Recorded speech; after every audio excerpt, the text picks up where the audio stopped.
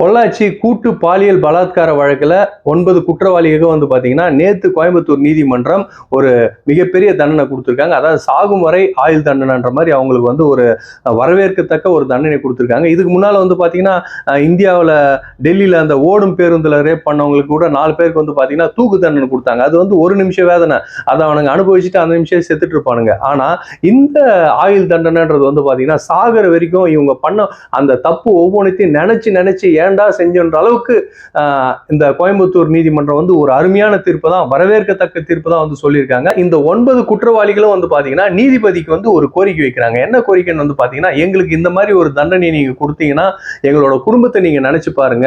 So எங்களுக்கும் குடும்பம்னு ஒண்ணு இருக்கு. நாங்க என்னதான் தப்பு செஞ்சிருந்தாலும் எங்களுடைய அப்பா அம்மா எல்லாம் வந்து வயசானவங்க. ஸோ வயதான காலத்துல அவங்களை யார் பார்த்துப்பாங்க, அவங்களுக்குன்னு ஆதரவு யாரும் இல்லை. அதனால தயவு செஞ்சு இந்த தண்டனை வந்து கொஞ்சம் நீங்க குறைக்கணும், இதை விட கொஞ்சம் குறைவான தண்டனை எனக்கு கொடுங்க அப்படின்னு வந்து பாத்தீங்கன்னா இந்த 9 குற்றவாளிகளும் வந்து நீதிமன்றத்தில் சொல்லியிருக்காங்க.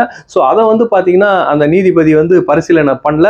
நீங்க வந்து மேல்முறையீட்டில் வேணா இதை பண்ணீங்க அப்படின்னு சொல்லிட்டு உங்களோட கோரிக்கையை நான் எடுத்துக்கணும்னு அவசியம் இல்லைன்னு சொல்லிட்டு நீதிபதி அவங்களுடைய கோரிக்கையை நிராகரிச்சிருக்காங்க.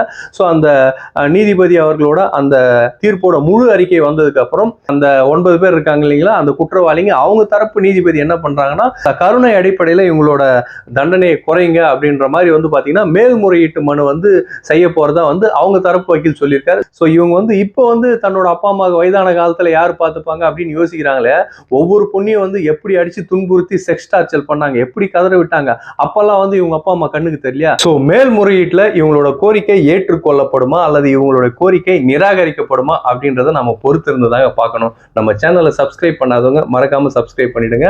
நன்றி நன்றி நன்றி.